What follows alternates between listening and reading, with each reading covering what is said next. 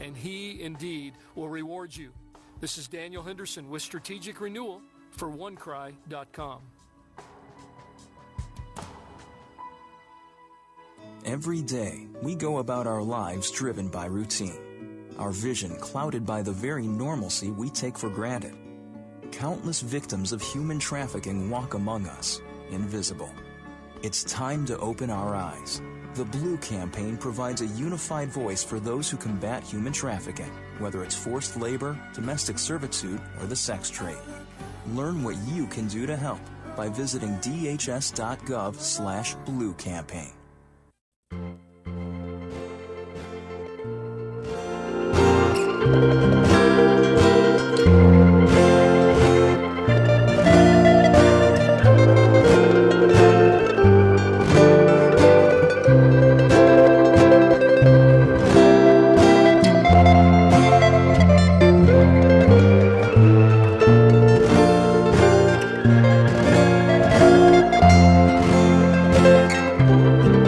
Listening to KELP Las Cruces. Feed your mind, feed your soul with your local Christian radio station, 89.3 FM. Worldwide at KELPradio.com.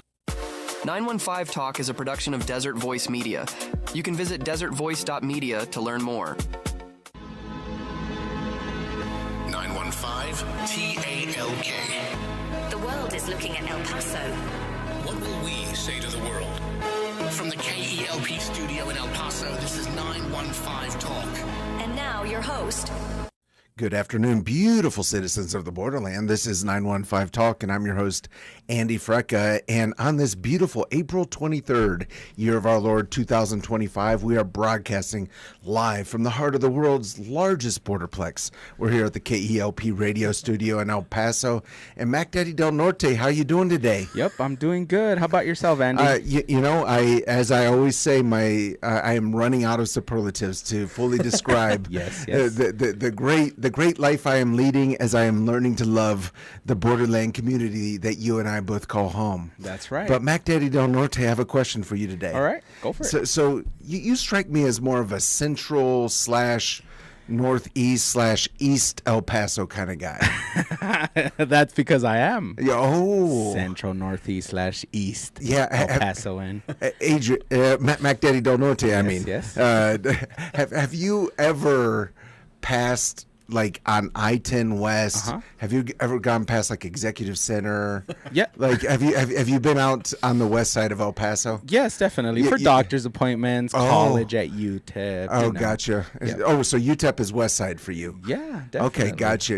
It's on the other side of the mountain. Yeah, That's the west side. So let's talk west side, All Mac right. Daddy Del Norte, because I consider myself to be a central guy as well. Okay. What do you think of people who live on the west side?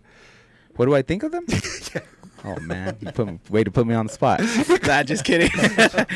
No, they're borderland citizens like we are. You know? That's generous. Well said, Mac Daddy. Yes, well sir. said. Yes, sir. Yeah, so we're going to be talking about a church that's over on the west side. All right. Coronado Baptist Church. We're going to be talking El Paso. We have so I asked AI to create an introduction today. Oh, that's nice. WrestleMania style. Oh, nice. Because our guest just walked in, as most of our guests do, with a Lucha Libre outfit on. Oh, I thought you were going to say last minute. Yeah. Hey, that's how you know I'm a good El Paso. So here we go. Ladies and gentlemen, hold on to your seats and prepare for a spiritual showdown on 915 Talk on KELP Radio, hailing from the hallowed halls of Coronado Baptist Church, standing tall with unwavering faith and a heart full of divine fire. He's the shepherd of souls, the preacher of power, with a sermon that hits harder than a steel chair and a message that lifts higher than a top rope suplex. This man of God is ready to slam doubt and pin despair to the mat. Get ready, because he is stepping into the ring of righteousness, and he's bringing the good word with him. So wherever you are, let's give a very warm borderland welcome to the one, the only, Pastor Drew Cook.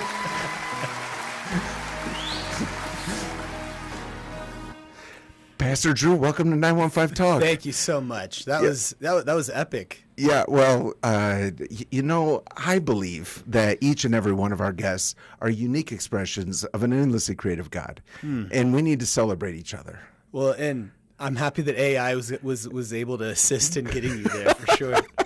It's funny. A couple of years ago, every year at Coronado Baptist we have a missions banquet where we invite our whole church to come and we raise money by auctioning off cakes, and that goes towards missions. Okay. But every year we choose a ridiculous theme. Okay. Just to make it fun. But a couple of years ago, the whole theme was Nacho Libre. Oh, And so Pastor Mike, who was the last senior pastor, was Mikey Biblia. And actually, wait, hold on. I know. So it was we combined themes, by the way. So it was the overarching theme was Nacho Libre, but the story was like Rocky Balboa. And so I was instead of Drago, I was Drugo. And so Pastor Mike and I. Anyway, long story short, we played a bunch of ridiculous. All of that to say, Mikey Biblia, Pastor Mike won, but we needed you to do the intro for us. In hindsight, right? Next time. Of course, next time. I'm there for you. I got your back. A small but important question: did you raise any money for missions? We did. Okay, all right, yeah. It was worth it. Yeah, it would have been super hilarious. You can actually if you'd done find that. the video on our website of this ridiculous night, too. Oh, wow. What is the website? CBCELP.org. Yeah, CBCELP.org. I think if you sift through old media, you could probably find it on there somewhere. Definitely, to our listeners, do that after you listen to this conversation. Again, we're with Pastor Drew Cook of Coronado Baptist Church. And we named this conversation for our YouTube audience, for Facebook Live audience, the new guy at Coronado Baptist, That's right. question mark. Because Pastor Mike Woods, here's the thing. Pastor Mike Woods, how many years was he the pastor at Coronado Baptist? 30 years and 6 months. 30 years and 6 months. Interesting. And this is I'm going to tell you something sad, but I'm going to follow it up with something positive. Hey, that's good. So in my position, working in Christian radio ministry, I often hear different stories about different people in Christian leadership.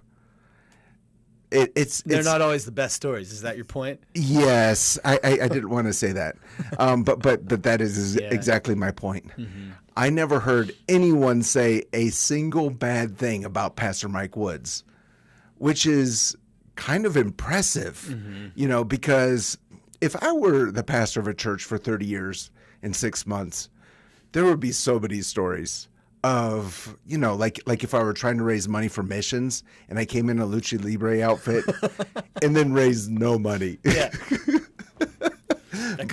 But it just this idea that you can live a life of integrity that no one can pick at. Mm-hmm. I'm thinking even of the prophet Daniel. They couldn't find anything wrong with him except that he was praying. Mm-hmm.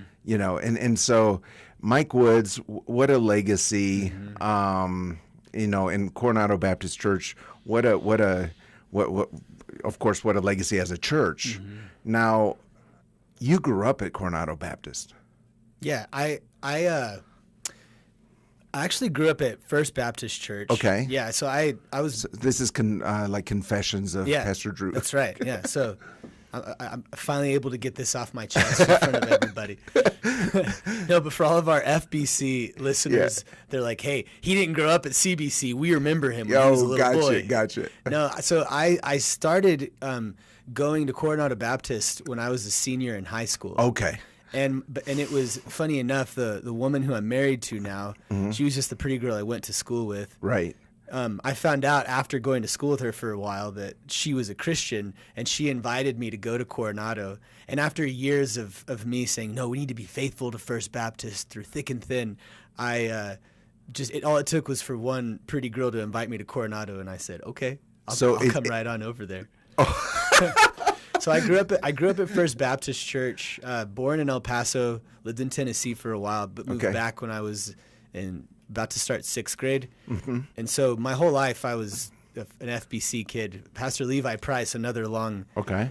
I don't know if you've heard of. He was a long-term pastor at First Baptist Church. Right. He was the one that baptized me when I was a small child, and but when I started attending Coronado as an 18-year-old, that was when I really was integrated into to fellowship and community. Started getting discipled. So in a sense, though my childhood and upbringing was at First Baptist, my spiritual upbringing and when I really started to take serious steps into my spiritual life, that was all at Coronado. Yeah, well, this is interesting for me because not everyone has to have a story of, drug addiction or, some crazy, you don't have to spend time in a gang to get saved. Yeah. Contrary to popular belief, I guess. Right. Yeah. And I don't know you super well. Yeah. We've had the opportunity to talk a few times. But my understanding is you grew up in the church and you just continued growing up in the church. Yeah. Did you ever have any crazy times of rebellion? Yes. Oh, okay. So I mean, well, was this before or after you met the pretty girl and went to it was Coronado before, Baptist? actually. So we're putting this more on First Baptist. Yeah, this was First Baptist's fault. Yeah. After Levi left, so it's not Levi's fault. So Okay, we'll just say that. Yeah, and I won't mention any more names. Don't worry. No, I mean crazy rebellious. No, when I was in high school, just a few years of sneaking around, lying, partying, that kind of stuff. Right. But it was when I was right after my 18th birthday, which was weeks before my senior year started. Got into just some stupid trouble. I was with some buddies and we were drinking and stuff like that. And I was laying in bed that night and just thinking, man, I profess to be a follower of Christ. And I was a leader in Fellowship of Christian Athletes at school, right? Franklin High School, West Side. Franklin. I'm a Franklin boy, not Coronado. Yeah. That's like the hood on the west side. Now it is. Yeah. Sorry if that offends anybody. Okay. No, but I when that all happened, I was confronted. Man, I proclaim Christ, but I'm not really. In some contexts, I take it seriously, but not in all. And it was through that decision of, man, I'm going to actually put. I'm going to put my full trust in the Lord and really act and stop pretending, but really follow the Lord with my whole heart. And it was just a few days really after that experience happened where I was reconnected. My wife's name is Veronica Veto. Okay. I was reconnected with Veto, and she shared with me her summer where she went on a mission trip with Coronado Baptist Church. Okay. And this was back in 2008. Okay. So where did she go? She went to India. Oh, wow. Yeah, and that's my reaction. When you're a high schooler, and the girl that I had a class with the year before, I was like, what did you do this summer? So, I went to India. That was my reaction. What? On a missions trip. Who goes to India? Right. You're 17 years old. What in the world were you? Oh, I went on a mission trip. And whoa, okay, what do you mean? And she told me, and I go to Coronado Baptist. So it was all cylinders firing. So truth be told, I went to Coronado having seriously taken a step of commitment to the Lord, but really just because I wanted to get to know Veto better. But it was within a few weeks when I got plugged in with the student ministry. Funny story, and this really does answer your question. One of the first weeks that I went on, not just to the youth night, but to a Sunday service, Pastor Mike, my family had been there in 2006. I can't remember if it was the beginning of 07 or the end of 06, but we went to go visit Coronado one week. And I was just a rebellious kid. I was going to argue about whatever. So I said, why are we abandoning First Baptist in a hard time? And they're like, oh, we didn't know you cared that much. Okay. But when we visited CBC, Mike came up and introduced himself to us. And I think he had met my dad before. Did he say someday you will be my successor? Not at that point, no. Yeah, funny enough, That would be amazing. Yeah, it would have. Yeah, that would have. Someday when you write your memoirs, if you can write like a fit that in somehow. Yeah, we'll find a way to embellish it in there. No, but Mike introduced himself to us, and then I didn't go back to that church for the better part of a year and a half, probably. But I'm not kidding, the first weekend, and if you go to Coronado Baptist, or if you talk to people who know Mike, they'll testify to this. This isn't going to be a surprise to people who know Mike. But when I went back to the church to a service when I was a senior in high school, almost 2 years later, and Mike came up to me and he said, "Your name isn't Drew Cook, is it?" And I didn't even remember his name. And, right. And he is the Pastor Mike, you know. Right. I just knew he was the pastor dude here. Yeah. And he said, your name isn't Drew Cook, isn't it? Bob and Kim are your parents? And yes, sir. And he went, yeah, you visited us. And he remembered like the time of year that it was. And I said, yes, sir. Wow. Well, it's great to have you back, Drew. Wow. And that was like game over for me. Yeah. Wow. As far as I was concerned, I thought, okay. Veta goes here. The pastor remembers my name. Yep. This is. I'm like, Veto's here. At the time, Pastor Murray was the youth pastor. He started discipling me, and then sitting under Mike's teaching. Yeah, I mean, yeah, instrumental. And so I did grow up in that church to really answer your question. Yeah. So I think a lot of young people go through this moment. A lot of young people who grow up in church, they're doing all the right things or trying to do the right things, and then they get to this kind of key point, like you did, when you possibly made some unwise decisions, even though you were in leadership at Fellowship of Christian Athletes. Sorry, Steve. Yeah. but what do you think a church needs to do to, I guess, have the right stance in those situations to give those young people the best chance of continuing with the Lord? That's a good question. So I worked in student ministry immediately after graduating from high school. I went on a discipleship training school. You're familiar with DTS, YWAM? Of course. Obviously. Yeah. I've led many of them. You're not a YWAM guy, are you? Yeah. Duh, yeah. Yeah, it's not like you spent decades of your life doing YWAM missions in Russia or anything like that. So you did a DTS. Did a DTS. Yeah. And when I came back, you asked me a simple question. I'm giving you the pastoral answer. Okay. Sorry. But yeah. When I DTS, came back into El Paso, that's when I started getting involved in volunteering and leadership for student ministry. And that's really when I started to be closely mentored and poured into by Pastor Mike. Was in, I guess that would have been 2010, 2011. And so over the years, I was doing interning in student ministry, and then doing interning in music ministry, and then taking more responsibility on in that area. And then in 2015 became the student pastor. And so getting back to your question, the amazing thing about the Lord, as he's just given me so much grace to see this happen so many times in student ministry, you have students, you have students who in the thick of it, you think like, man, this student they're going to be a kingdom worker that's going to do incredible stuff. And that happens sometimes. Right. But other times it doesn't pan out that way. And then other times you have those students that you're like, you know, in your heart of hearts, you're just like, there's no hope for this one. Right. Yeah.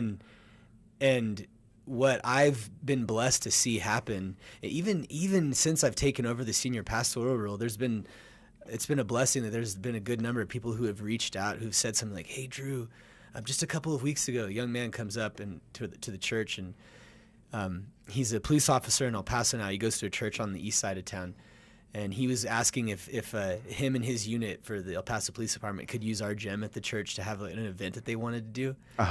And I didn't recognize him at first, but then when I saw his badge and I saw his name, I went, oh my goodness. I hadn't seen him in 10 or 12 years. And he just said, Drew, I want you to know I'm walking with the Lord. And to be honest, didn't really have the highest hopes for this guy back when he was in high school. Right. But seeing him as an adult now, as a police officer, sharing his heart for the other guys that are in his unit, he wants to do it at a church. He gave me the opportunity to help host this event, and then he said, hey, yeah, come pray over the guys, share the so yesterday I got to share the gospel with like 60 of our police officers here in town. Yeah, and very cool. Pray over them, and so you get those sort of connections, and the Lord throws you a bone in those sort of instances, and you just think, you know what, we don't know what the Lord's doing in people's lives. Right. And so I know how easy it was for me, and I believed it. It wasn't just a sentimental thing. I believed in Jesus. I was serious about the Lord. I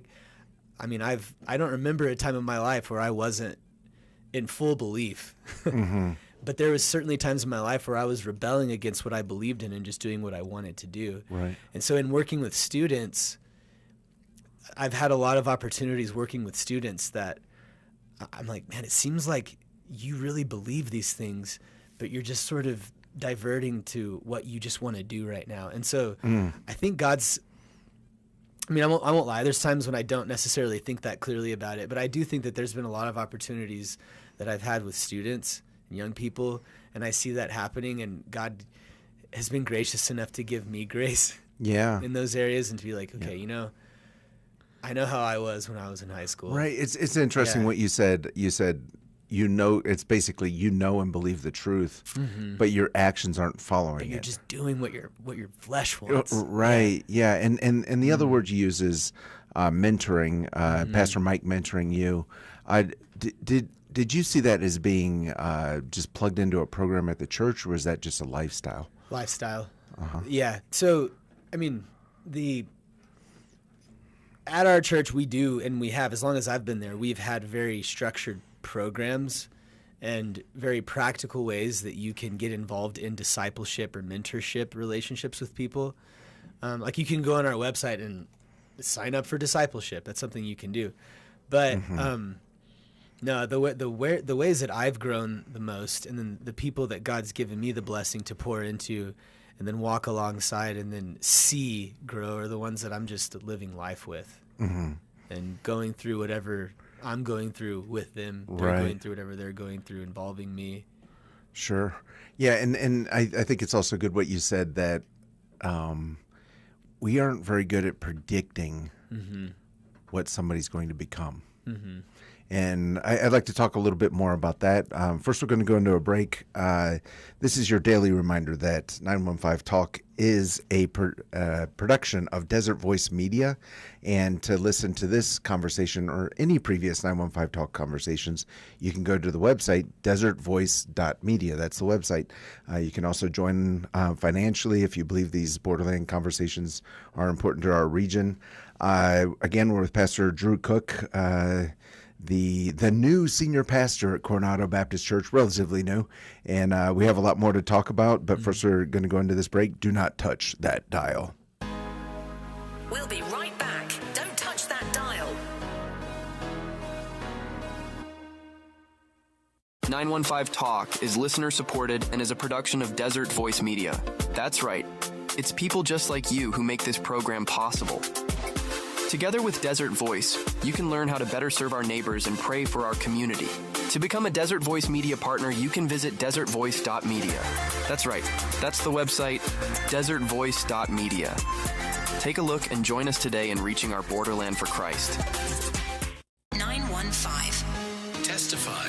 I used to be a very angry person at the world, being young, having kids, having a wife, being a father, just meeting those expectations that the world puts on you. It's not about the world, it's about, your relationship with God. And I didn't realize that until I was older, and because I was living a life that I shouldn't have been living a sinful life, living for the flesh instead of living for God. I was hanging around people I probably shouldn't have hung around with, drinking, going out to parties, and coming home like 2, 3 in the morning. There was one day that I completely broke down. My son was asking me like, Dad, how come you're like this? How come you're always mad? And yeah, that day I did end up bringing out my Bible. I just broke down and started crying, because I felt the way Paul felt. Read your Bible, guys. If you don't know what to read, go into Proverbs, go into Psalms. God, He's protected me in so many different ways. He's the reason why I'm here. I'm trying to help other people reach God. He could truly change your life. My name is Miguel Ipave. I'm from El Paso. And if Jesus did this for me, I know He could definitely do it for you.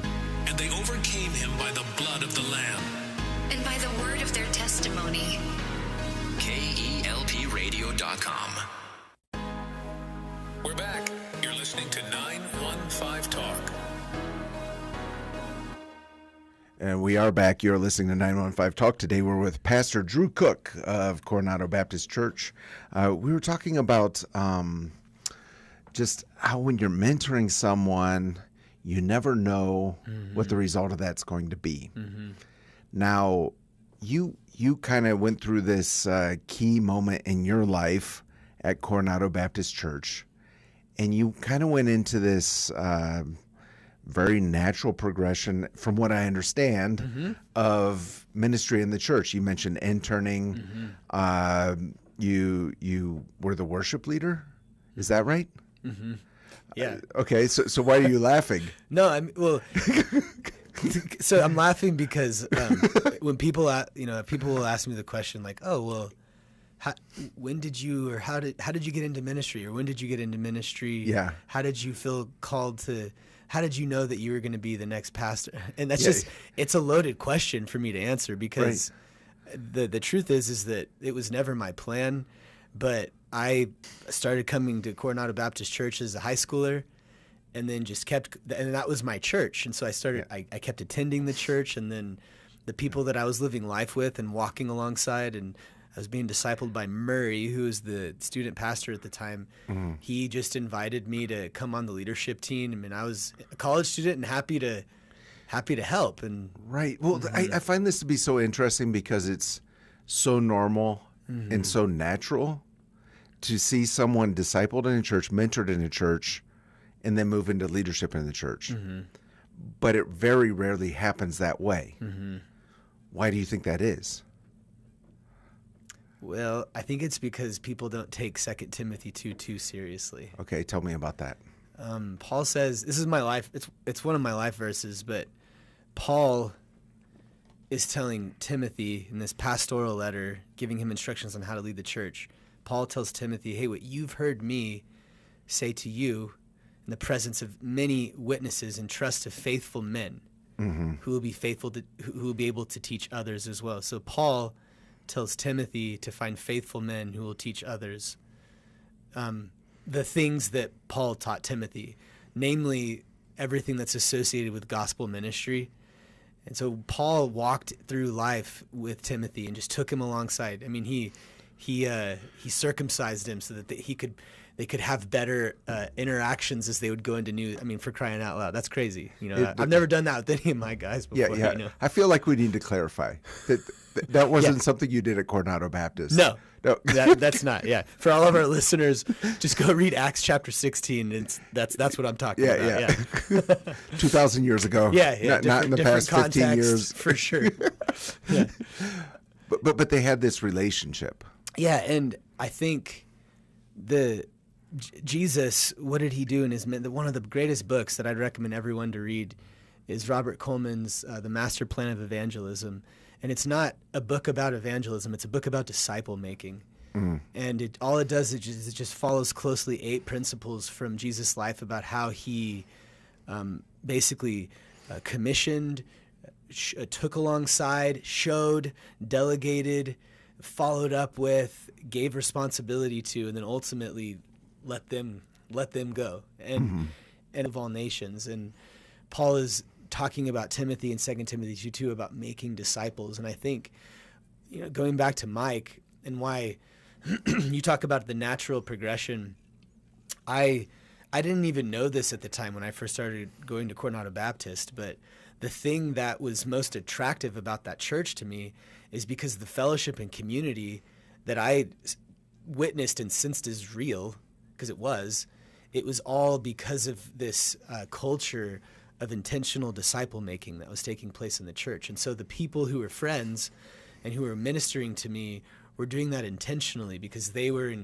living life in pockets together, examining the scriptures with one another, holding candles to each other's feet to help walk in holiness and joy in the Lord. And so when I started being discipled by Murray, one of the first questions that he asked me when it came to the whole topic of how I could be poured into, he said, "Hey, Drew, would you be interested in me discipling you?" And I said, "What, like Jesus or something?" And he went, yeah, bro, like Jesus. And then he showed me in the scriptures okay, that makes sense. And so just walking, meeting with him every week, and then being in ministry with him, and especially when I started coming on the student leadership team, and he it was all of my best friends that's how it felt like. All of my best friends were doing ministry together.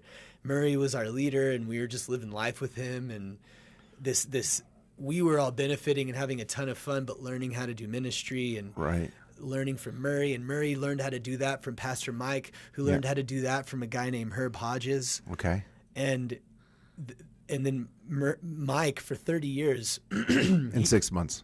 In 6 months, yeah. And he's still doing it, too, yeah. which is unbelievable. But what he did is he made, for the 30 and a half years that he was in ministry at Coronado, and then the 50 years in ministry at other churches plus, he just faithfully poured into people and taught them how to pour into people. And so being at CBC, Mike never made it about himself. He made it about the Lord. He rightly divided the word of God, and then he just faithfully poured into people. And then he emphatically taught us, and you better do the same thing. Right. And that's what Paul told Timothy. And so I think the reason why and our church is far from perfect, don't mishear me, but I think the reason why that's not a natural or organic thing that happens very often is just because, and I'm guilty of this, every church is guilty of this, for sure.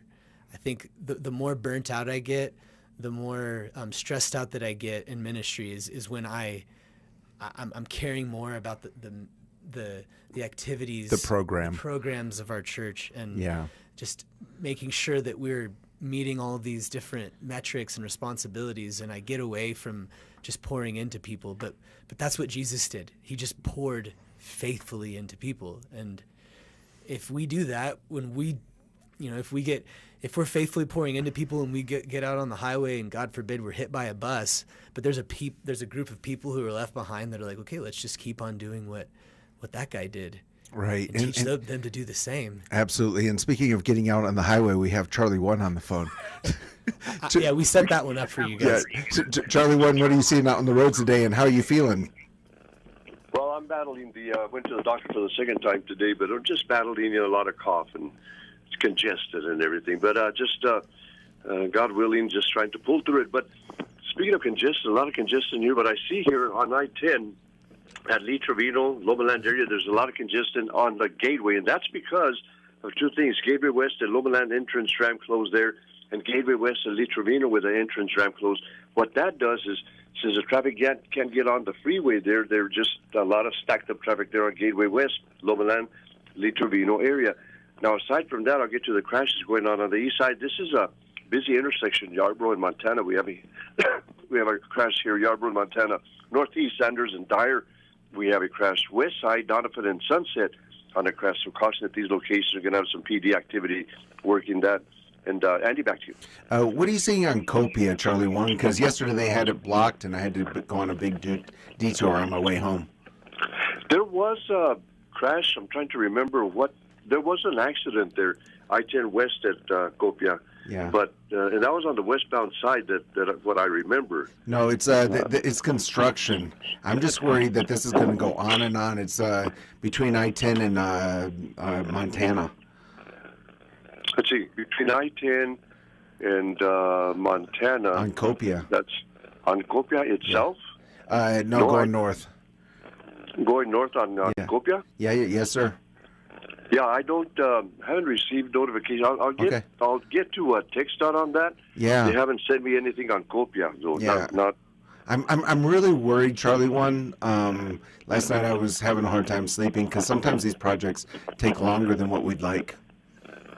That's true. Now, there's been some projects going on, especially the Gateway West and Loma Land. Another project is I-10 West Lee Trevino with the right lane closed, Saragossa North and Gateway West, right 2 lanes taken away there. But I don't have anything there on Copia. It doesn't mean there isn't anything going on, but I will check with TxDOT and see what they have working there on Copia Street, because that's a very busy street anyway. Right. And that area. So most certainly is. Most certainly is. Charlie One, let's talk about the Daily Menudo. That's delicious menudo, and that would help my cold if I could only if it didn't the spicy menudo, the chili menudo did not get to me. But they have delicious menudo. Mexican plate, seafood, the menudo every day, vegetarian options, and the 935 comida corrida. That's all there. Mi Pueblito Cafe, 3123 Wood. And Andy, now I'll talk to TechStop and see what's going on there on Copia. I appreciate you, Charlie One. We'll talk soon. Hope you feel better. Yep, bye-bye. And we're back. We're with Pastor Drew Cook of Coronado Baptist Church. We were talking just about mentoring. You said, Pastor Mike Woods just continues to mentor. Mm-hmm. And it's interesting. I was talking to someone maybe a few weeks ago, and somehow Pastor Mike Woods came up in conversation, and the question was, well, what's he going to do now? And one of the men there said he's going to keep doing what he's been doing for 50 years. Yeah, exactly. Mentoring other men, pouring into men. But I love this idea of it being really just a lifestyle rather than just an activity. And I'm sure there's a schedule and programs and this and that, but but it's part of something much bigger. And I've actually never been to Coronado Baptist Church. You're welcome to come. Yeah. I was just waiting for someone to tell me that. You're invited. Yeah. but when I was a missionary, the church sent a couple teams. I got to know short-term mission teams to Russia. I got to know the church a little bit. The closest I ever got was a couple times I made it to the parking lot, but for some reason I never went inside. I don't know what was happening. The last step's the hardest one, brother. Yeah. That's right. But my feeling about the church, my general sense is that it's very much a church where there is plurality in leadership. Where there's something happening that's bigger than one single individual, and really this idea that the new guy, which I'm putting air quotes on because you've been there for a minute, it is mentored and then becomes a pastor, is the result of something bigger than that new guy. And so, what are some of the other things that you've seen over the years at Coronado Baptist that kind of contribute to this, family or team mindset, or it being bigger than a person? Yeah. So when Mike came on in 94, one of the big changes that he knew he wanted to make at the church, but he wanted to do it in the right timing. Long story short, was to implement an elder, how to call and position elders into position of leadership. And initially it was there was a lot of resistance against that, doing away with and don't mishear me, I'm not suggesting that any churches that do this are evil or bad at all, because there's plenty of church context. Kind of feels like you're saying that. Definitely not. but when joking, Mike in the mid 90s, with a few men who were very faithful members of the church, started to prayerfully consider, and then he preached on this a couple of times, presented it to the church, and then ultimately the church adopted this plan to become an elder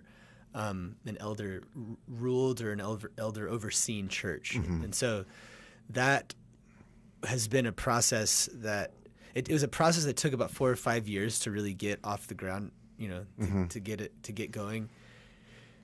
And over the last 25 years or so, it's borne a ton of fruit for our congregation. The benefit that I had in 2018 after I was ordained, and then became a pastor at the end of 2020, was when I first started to. I first joined the elders and got to sit at the table and kind of see how they operated, and saw, whoa, this is a room full of godly men who love the Lord, who love the Word of God, who love His church, and who are wise. I felt very unworthy to be in that room. Right. Because I'm Elder Drew, and I was, I think I just turned 30, Yeah. And anyways,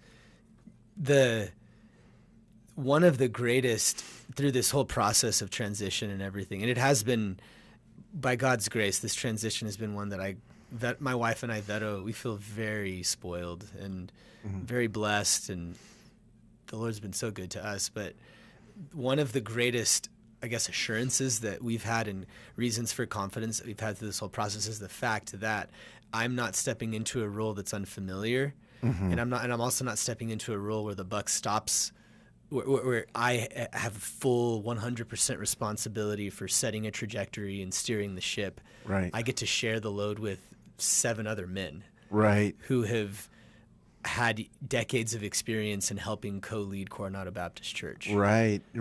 I don't want to get into church governance too deeply. No. But I'm curious. Sure. So you're elder led, but you're a Baptist church. I know. So does the congregation choose the elders, or how does that work? That's a good question. Yeah. So, and it's a funny question because through this process, this last year of going through the senior pastor transition, our bylaws are, a lot of the stuff in our bylaws is stuff that was written 30 plus years ago. Right. And the last time that our church went through a senior pastor search was 30 and a half years ago. 30 years and 6 months ago. Right. And so that particular clause was very outdated because a lot of the things that were in there, like go find an interim and he's going to steer the ship for a year, they just didn't really agree with the way that our church operates, being elder led. Right. And so it was interesting to go through that process. But yes, we, because we are still a Baptist church, our congregation still votes on some things. Right. So when we call an elder or a pastor elder, like the flower arrangement in the pulpit, like things like that. So that I'll get back to you on that one. Okay. Yeah. No, but the elders, we operate on 100% unanimity. Oh, wow. So if we don't agree 100% on something, then we keep talking about it until we agree. Oh, wow. Yeah. Do you do filibusters or anything like that? I've never had to see that happen, but I can get back to you on that one as well. Gotcha. Yeah, Gotcha. and so the process of a pastor or an elder is, once they are affirmed and agreed on that the elders believe we want to present this man to the congregation. Right. Then the congregation, there's a period of time where they can ask questions, and anyone can bring anything to the elders if they have a question or any, I guess, dirt on the elder. Right. And then they vote on him. Right. And they have to be voted on before they can officially become an elder. All right. So when you were going through that process, was that like nervous for you, or? You know, it was. And I know we get to listen to Ricky. Ricky, he has his lunch slot every day. Yes. I love Pastor Ricky. Yeah. He's another man who took over for his father, but after a long pastorate coming in. And so I was very excited that he reached out to me and was willing to just listen to me and then share some really good insight. Right. And so this was before I had even had my first interview with the elders about the senior pastor job. Right. I met up with Ricky, and he's Yeah. like, "So did you apply for the job?" I was like, "I did." "What's going to happen?" "I have no idea." And that was true. I had no clue. Right. And Ricky was just speaking over me and giving me some advice. And he said, "Look, I'm praying that it's you, but we're going to trust the Lord. Want to share some advice with you, though." And I was like, "Okay." And he's like, he's like, "I did a lot of research. I'll condense it for you." He said, "In any kind of big transition like this," and he showed me some studies, like in transitions, especially after coming on the heels of like a 20-year tenure plus, you can expect to look at metrics in like 10, 10, 80. Mm-hmm. And the way he said it was hilarious, and so it stuck with me. He's like, no matter so in this transition, there's going to be 10% of people who, no matter what you do, I mean, you could burn the church down, and they're going to be like, "No, he probably had a good reason for doing it." Like, they're going to be in your corner. He has a good heart. Yeah, right. And then the other way, there's going to be 10% of people who, no matter what you do, you can bend over backwards for You're them. the next Billy Graham. Yeah, but then But you're not Mike Woods. Right. Yeah. Right. Exactly. And then you have the 80 who are just, the combination of people who care more, maybe don't care as much, are just waiting to see what happens. They're just the people who are your regular attenders. you know? Right. And when I was voted on, I got 90%, except like right on the dot was 90%. So that was like, okay, that confirmed that, Right. From the congregation. From the congregation, yeah. Okay. So I was nervous, but I also, my wife and I, before we even submitted my name for consideration, there's two things that kind of needed to be resolved for us. First was this something that I even believe the Lord wanted me to step into at this season of life? Mm-hmm. And so we talked and deliberated and prayed about that and got really good counsel. And the second big thing was, if this is a desire that I have, if it doesn't happen, what's that going to look like? Sure. You know? But yeah, that might get a little awkward. Right. And so, like, especially if you stick around or don't stick around, either way. Well, and that was the question. So if I don't get it, does that mean we look somewhere else? Right. Exactly. Am I gonna just be silently wounded and continue to serve here? Right. And so that was actually a huge obstacle. I mean, my wife was very godly about it. She's like, no, this is where you're a pastor. So whatever happened, and I'm like, I'd like to think that I'm not mature about it, but so that was a big obstacle for me to kind of get over in my heart and mind. Yeah. Because being a part of the church was important to you. Yeah. And regardless of the result of the application process or whatever that would be called, pastoral search. There was a part of me that genuinely meant this. Okay, no matter what happens, I am a pastor at Coronado Baptist Church. And even if it's not me and it's some other guy, some like nobody knows who the next guy is, just some random person I am positioned to be a support and help for him more than most people would be able to, being a more longer standing member and even pastor and everything like that. And so, but then there was also part of me that was like, yeah, but like, what if he's doing things that I don't want to do? Right. So Vero and I kind of talked and prayed about that, and we genuinely got to a place where we were setting our course and saying, okay, regardless of what happens, the Lord has called us to Coronado. The Lord has planted us in El Paso. Yeah. We love this church. We love this city. And so if you don't get it, then even if it's hard, we're just going to go through this season the way that the Lord wants us to. Super interesting. Yeah, that's all these dynamics you went through. And if you just joined us, we're with Pastor Drew Cook. He's now the senior pastor at Coronado Baptist Church. After quite a tumultuous story. No, I'm joking. But we started going to Coronado and right in, I guess, towards the tail end of high school, and kind of was mentored in Coronado Baptist. Pastor Mike Woods was there, was very instrumental in that, and now. There's this elders team that works on unanimity, and you're the senior pastor. Super cool. Now, Pastor Drew, this is your first time on 915 Talk. It is. Yeah, and we have a little tradition around here, especially for people when they come on the first time. Is it like a hazing tradition? Yeah, a little bit. I'm all for that. Yeah, okay, perfect. I'm game. Yeah, and what's going to happen now? In the next portion of our program is I'm going to ask you some rapid fire questions. Okay. And you just answer quickly. Now, but I need to tell you we are Christian radio, so we do believe in right or wrong answers. Okay. However, since we're Christian radio, we try not to be judgmental. If you give a wrong answer, not to. Yeah, we're not very good at it because we're Christian radio, but we're growing, you know. So without further ado, Mac Daddy Del Norte, cue up the lightning round. Be easy on me.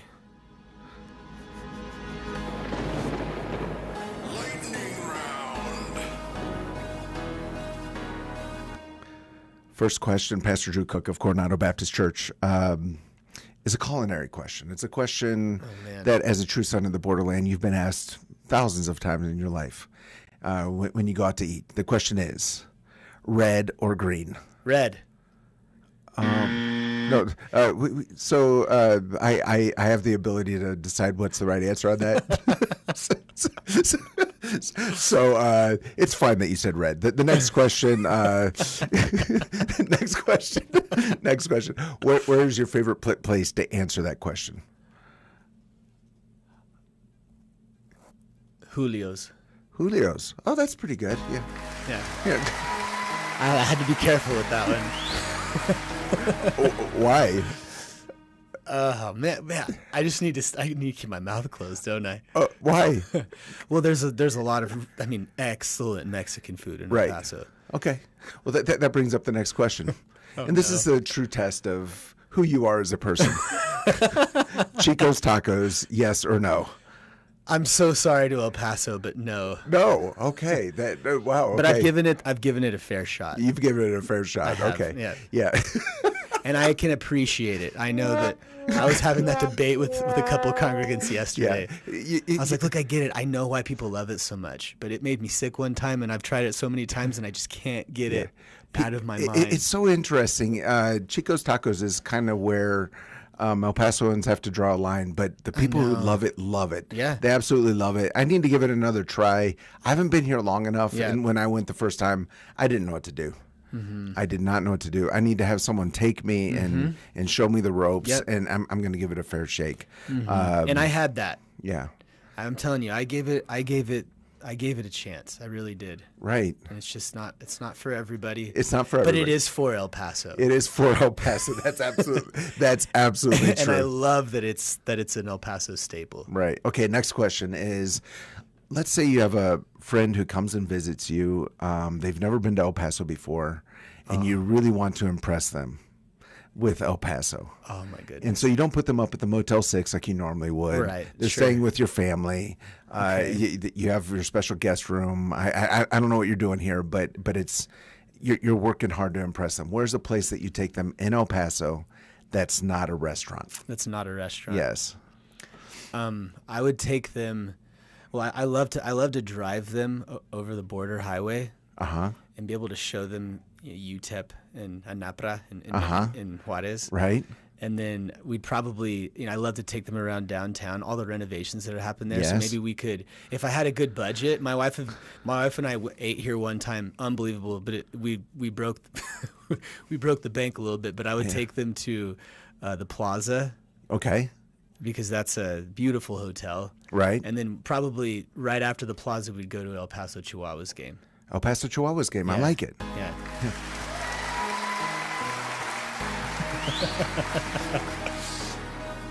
Yeah, very good. I'm not paying for all of that, though.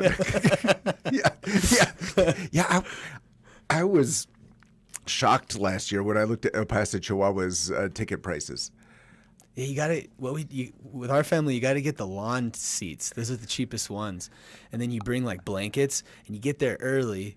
Because nobody gets to anything early, and we don't either, unless it's the Chihuahuas game. Because then you can put your towel out at the back and get lumbar support against the concrete wall in the outfield grassy area. Right. So part of this tour that you're taking these visitors on to impress them with El Paso goes through downtown. You're going to go to the Central Plaza, that main square. Oh, yeah. What is the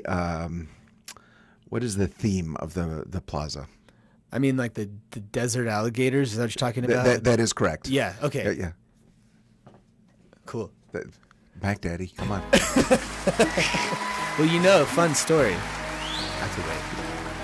Fun story. Sorry.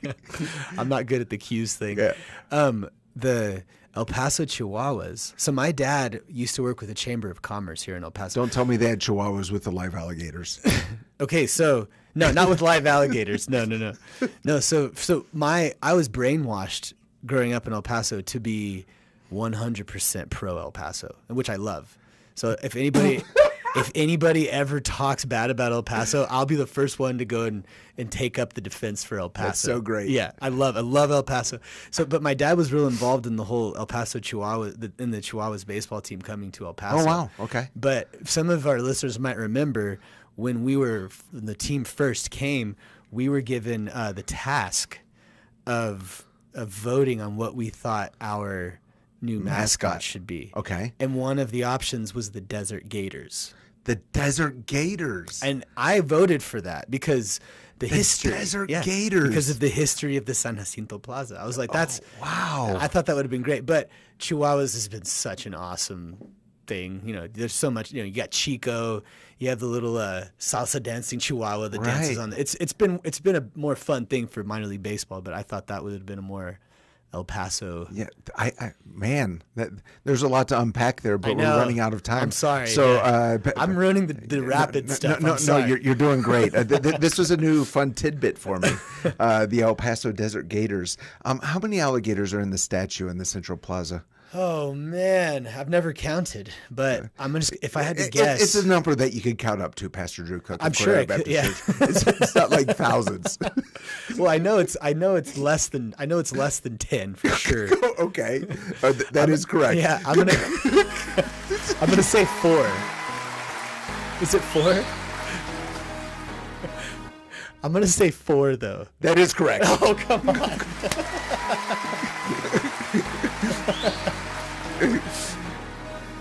Okay, Pastor Drew Cook of Coronado Baptist Church. Next question. If you could snap your fingers and change one thing about Coronado Baptist Church, what would that thing be? I think that our church, we have really good, we have a good mission statement. And if you go to our church, our church, we love missions, we care about. But if we were to ask each person in our church, okay, missions, disciple making, evangelism, what does it look like in your life? Mm-hmm. If I could snap my fingers and maybe if everyone in the church didn't just say, I go to a church that cares about this, but I care. Oh, wow. I care about missions and discipleship, evangelism. Love it. And at the beginning of this program, in the intro, there's a statement. It says, the world, or is a question, the world is looking at El Paso. What will we say to the world? Mm-hmm. And I think very often El Paso, the border, can be in the spotlight for national news and even international news. But often those reports are made not by us here in the borderland. Mm-hmm. So what will we say to the world? What is one thing that people from outside of El Paso don't understand about this city? El Paso, if you look at statistics, we have been one of the top 3 safest big cities in America for decades. Yeah. I mean, we're within a couple hours from snow and skiing. We're in this vibrant cultural town where we have this incredible opportunity just because of the demographic that we live in, where missionaries can be trained up here and sent to all over the world. People from all over the nations are coming to El Paso. And so there's so many opportunities here for mission-minded ministry to be happening. And I mean, when you look at our police department, when you look at people who are in places of leadership and are influential people who are making positive influences, and even in a secular sense in this city, it's a huge city that has a small town feel. And whenever people come into El Paso and they take it seriously and they're here, it doesn't take long for them to be like, whoa, like I really like El Paso for all these reasons that we're talking about. And one of my biggest pet peeves is when people who've never been to El Paso have a perception about El Paso. Oh, it's that dangerous city that's where there's certainly a bunch of crime there and all the probably a lot of drugs and all sorts of horrible things going on there. And I know we're not a perfect city, obviously, but the culture, the people, the attitude of El Paso, it's one of the happiest big cities in America, statistically speaking, safest. It's such an awesome place to grow your children here. And as far as I'm concerned, it is one of the most prime locations in the world to do ministry. Yes. Just because of our Catholic heritage here. There's so many people who are open to the gospel, and who are ready to receive the true gospel if you care enough to go out and give it to them. Right. Love it. Love it. What is your number one prayer for the city? I mean, in that thread, that the church in El Paso would see those things. And I really do believe this, not sentimentally, that there can be missionary efforts from El Paso, from the church here in El Paso, going to the furthest parts of the earth. And so that God would raise up laborers here in El Paso, and that they would be willing to say, here I am, and be sent out to the furthest ends of the earth. From the border to the nations. I love it. Again, we've been with Pastor Drew Cook of Coronado Baptist Church. Pastor Drew, really appreciate you coming in today. This has been a super fun conversation. Thanks for having me, brother. Yeah, of course. And as we always say, let's learn to love our city, love our neighbor, and give God all the glory. This has been 915 Talk. You have been listening to 915 Talk, a production of Desert Voice Media. In order to listen to previous editions of 915 Talk, just visit desertvoice.media. Let's learn together to love our city, love our neighbors, and give God all the glory.